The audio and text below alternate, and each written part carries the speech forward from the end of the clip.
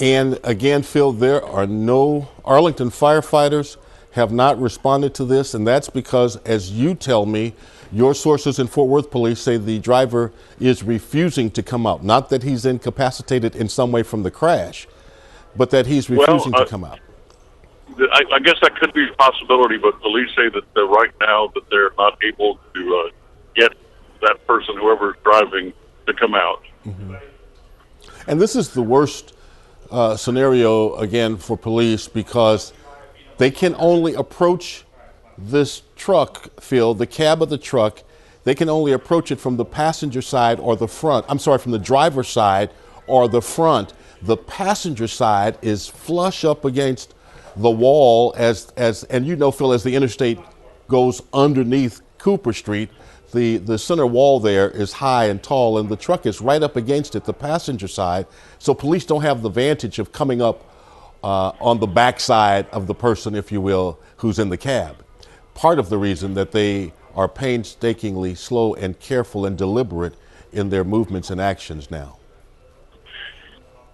Yeah, they don't know what's going on inside the cab of that truck because they know that if he attempted to make a stop, the truck was speeding, a high rate of speed, they say, and it didn't stop for them, so they are going to be very cautious at this point, of course. I count so far that I can see at least 6 officers with guns trained on the cab of that truck. There are 4 or 5 clustered together in the left flank area and in the middle of the freeway from the truck. But there's one officer perched underneath the Cooper Street overpass, about at the second column underneath the overpass. And he has a weapon. He's crouched down, not hiding behind anything, but he has a weapon and he's crouched down. And I believe that he is either trying to communicate verbally, to shout commands across the lanes of the interstate, or trying to put eyes on the person who's in the cab. Now, Phil, where are you coming from? And tell me about the traffic as you're headed into Arlington. Yeah, well, right now we are on 20 because of the location we're funded, but we can't really tell an effect on the traffic at this point from where the truck is. Okay, so now Phil Alvarado is dropped down to Interstate 20, and then he's going to try to move east and north through Arlington to get near this incident location. You are looking now. Can we see that camera? Are we seeing that? That is photographer Paul Beam. He has a ground vantage point now of the officers, and he is behind the officers by some great distance. He is on the opposite side of the interstate, simply pushing in on a slow zoom. He's across the westbound side of the interstate. So he is not putting these officers' position in jeopardy. That's the first thing I want to tell you, because if the driver is still in there, he or she has already seen where these officers are. We see 3 or 4 there. There you see 1, 2, 3, 5. There's quite a few, dozen officers or so in total now that we can see east to west along Interstate 30 there, trying to focus on what's happening or not happening in the cab of that rig, and perhaps maybe trying to establish some conversation or at least shout verbal commands to the person inside that cab. It is now 1:22. And we are in the middle of an intense standoff as you now look at a TxDOT camera to give us yet another angle. And you can see a squad cars with doors open. You can see the skid marks along the interstate, the litter from the load that spewed out of the vehicle. You almost can see that cross that's there along the interstate there as well, symbolic of another time, another moment of tragedy. I don't know how to explain this to you as we look at Sky 4. The traffic is going to be a mess. Not only will you have eastbound traffic from Interstate 30 dumping off into Arlington on side streets and thoroughfares, those will soon be clogged. You will have folk on the westbound side who will find themselves in traffic that's down to, zero on the interstate. And those folk are to 5-10 miles on the interstate, and many people on the service roads. There is a strange phenomena of our nature to know. So many people have gotten out of their vehicles and have lined the side of the street watching, which could always be dangerous if something untoward happens at the end of this and there's some blazing shootout.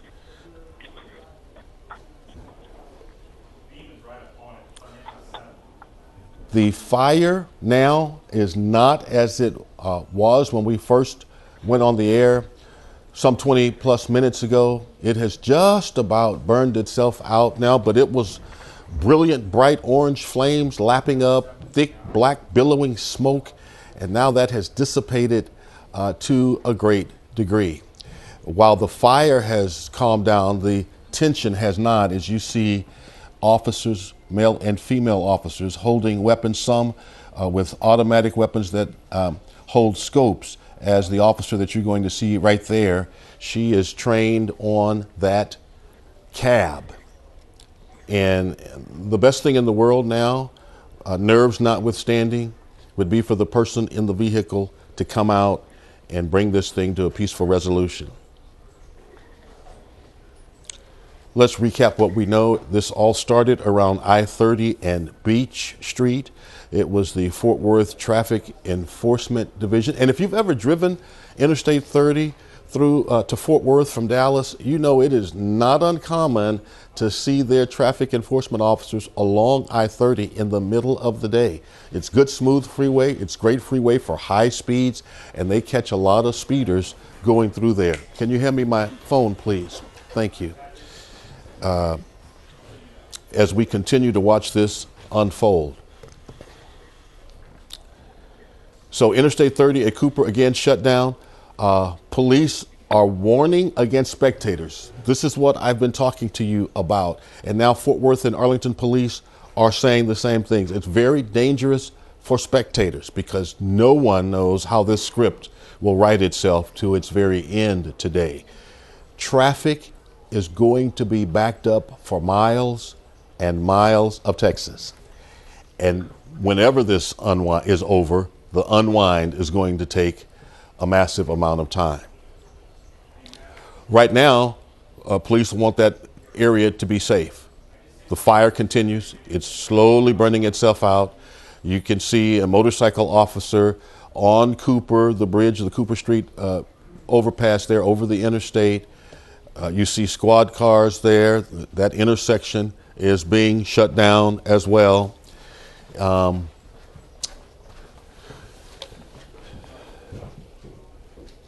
Let's just look at it for a minute.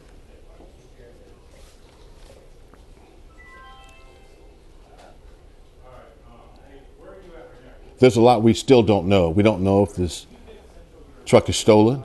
We don't know if the driver had warrants. Maybe some kind of illegal substance. We don't know any of that, but we do know that the person behind the wheel made a conscious decision to run from the police when they tried to light him up. He or she made a decision to run from the police. He ran from the police, and in the running, Fort Worth police say that there have been several cars or some cars that have been hit. We've seen the evidence of some innocent drivers going down the interstate unaware, rammed by this vehicle. We saw one car that clearly had spun around and slammed into the median wall. The hood was up, the doors open, but hopefully the driver and or passengers in that vehicle were not hurt. Shocked, yes. Surprised, yes, but hopefully no serious injuries. We've not seen from our view, and we've been watching a couple of 3 cameras, Sky 4, the TxDOT camera, and Paul Bean's ground angle shot. As you can see, that's on the right-hand side of your screen.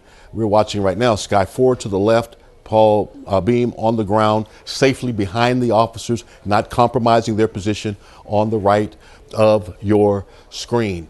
this person made the decision to run and not stop for whatever reasons in their mind. And some other folk, at least one other car we know was hit.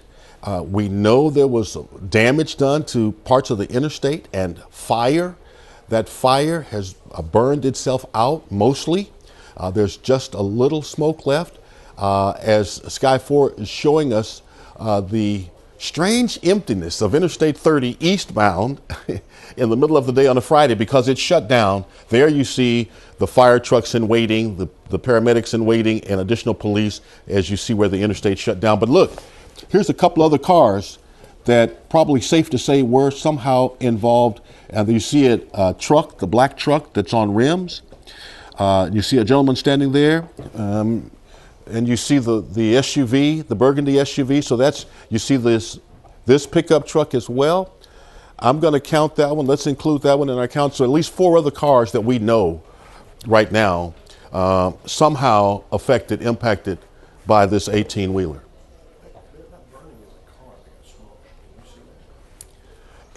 Steve Eager is telling me that he thinks what was on fire at the back of the 18-wheeler was another car, Steve? That looks like a car to me. Wow. Crushed into the cement wall. A car crushed into the cement wall on fire. Let's hope not. Let's hope it was something that fell off the truck. But if so, let's hope whoever was in there got out. That's Just watching your coverage. yeah. So there we see, now this is a different ground angle. Guys, I think these are police officers on the opposite side, nearest the fire, but it's hard to tell. I guess not. No, they're there. It's the same side. Same side. Same side. So it looks like that says Pesado Trucking. Pesado Trucking. We're looking to see where that is. Pesado Trucking. Because maybe their truck was stolen.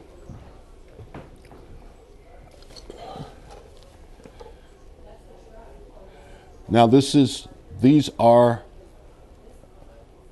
of course, information that we're getting and giving will change, but you can see the damage done to the interstate. Do you know how heavy? There's special equipment needed to move those cement barriers in place along the interstates. And there you see it broken like a toothpick. So imagine the force and energy behind the violent impact as that truck hit that and losing its load, skirting along the sidewall there before coming to rest kind of under Cooper Street where it goes over Interstate 30. And again, Steve Eager thought that was a car. I believe Steve Eager may be correct. Look at that. Whoa. Either that is a vehicle that was shoved up into the wall and caught fire. Oh my. That is a vehicle. I'm fairly certain that's, yes. Oh my. We must hope those people got out. This is going to be more tragic than a car accident or several cars involved in an accident following a chase. It's 1:30, KDFW TV, Dallas, Fort Worth. I'm Sean Rabb.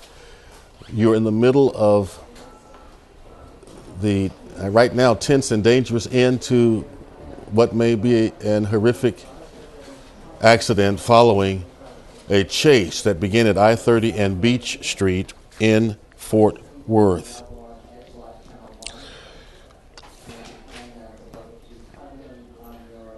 So the truck has on its side Pesado Trucking, and what we're able to learn about this is based in Chicago, Illinois. Pesado Trucking, moving service companies in Chicago. It opened in 2013, and according to what we're able to find, doesn't have many employees. Says 2 employees, family-owned business. Again, we wonder if this vehicle has been stolen.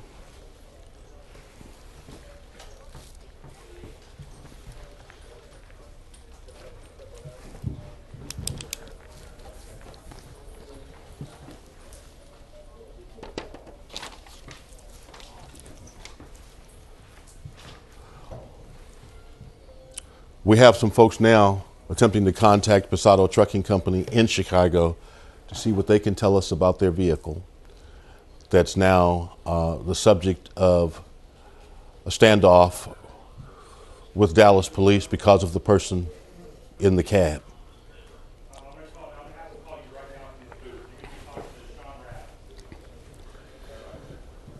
This started again at Interstate 30 and Beach Street in Fort Worth. Traffic enforcement officers attempted to pull this truck over because of a rate of high speed. Driver did not stop. Chase ensued through East Fort Worth into Arlington, apparently hitting several cars, 4, 5, 6 cars along the way. It looks to us like there is a vehicle that was crushed up against the wall along Interstate there, the embankment there near Cooper, and caught fire, along with some of what was on that truck, it looks like. Police officers are taking this very seriously. They have automatic weapons, they have rifles with scopes. They are trying to focus in on that cab.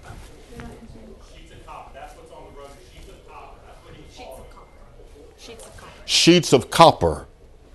Sheets of copper were on the back of that 18-wheeler, that big rig. All right, let's go now back to the Fox 4 Newsline.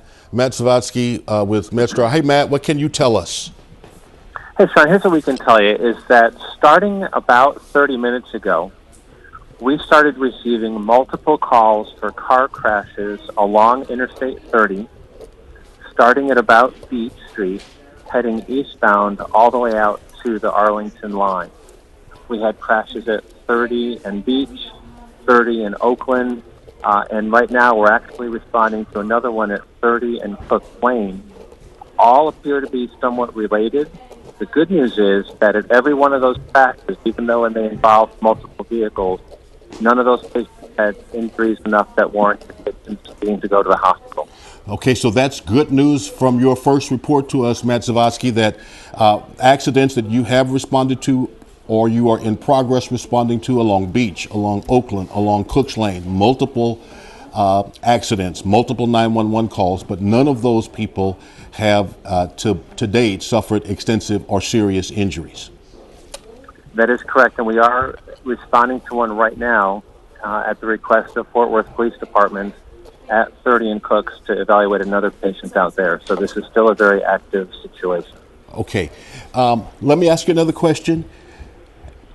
I don't know where you are or what you have heard, Matt. It looks to us like there is a car that has burned, that was crushed up against the embankment wall between the 18-wheeler and the embankment wall right at 30 and Cooper, and has burned. Have you heard anything at all about that?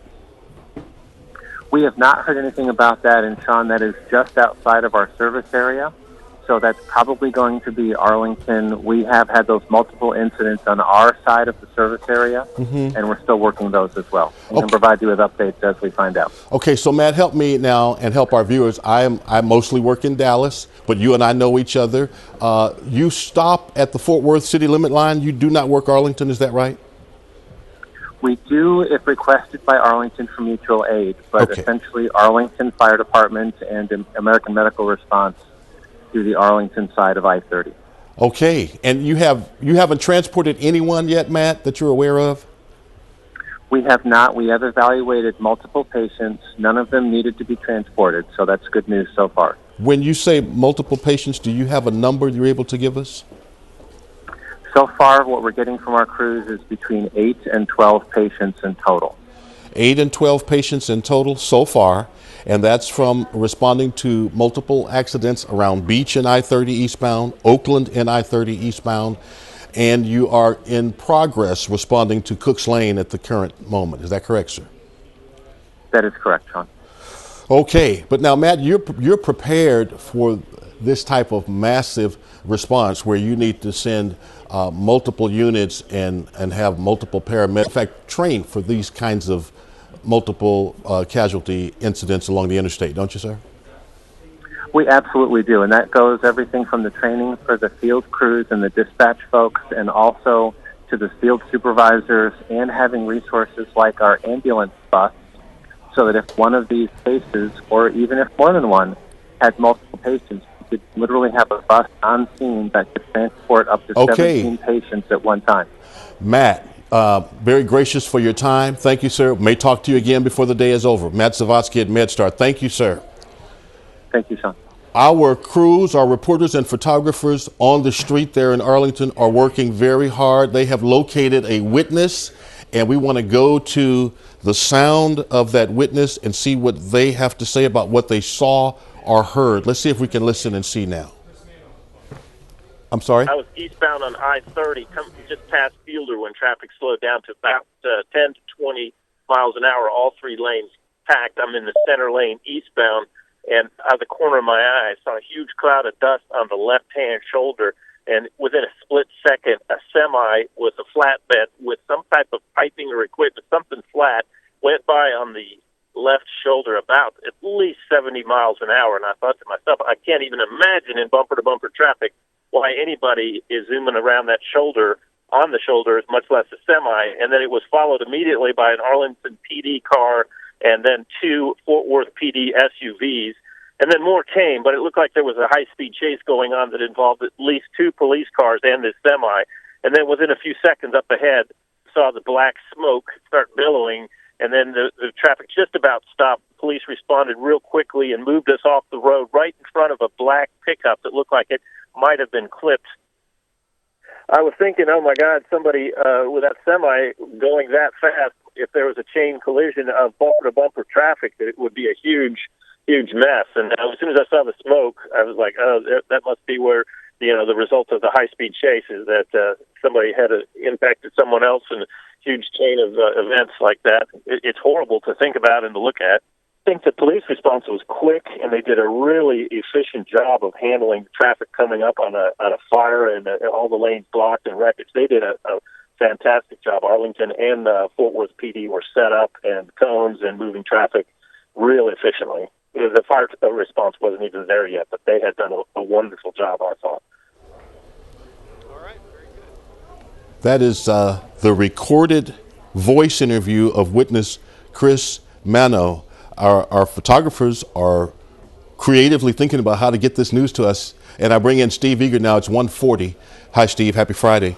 Hi, Sean. Chris Mano is a good friend of Fox 4. He's a pilot of American Airlines. He does a lot of good stuff, advises us on airline stories, and now he's on the scene of breaking news. Yes. I'm looking at this, Sean. We've talked about it. I did find out from our assignment desk that he talked about Arlington PD being on it so quickly. Chris did. Mm-hmm.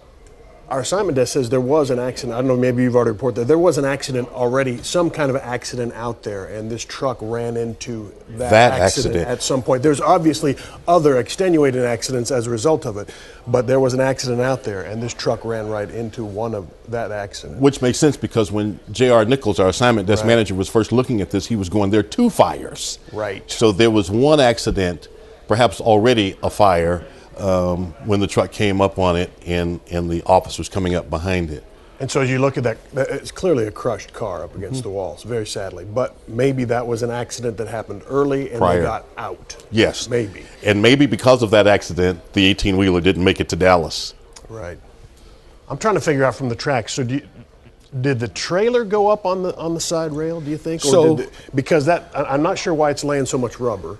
Yeah, and then it goes up on the rail. Well, remember what Chris told us? Came on the left shoulder.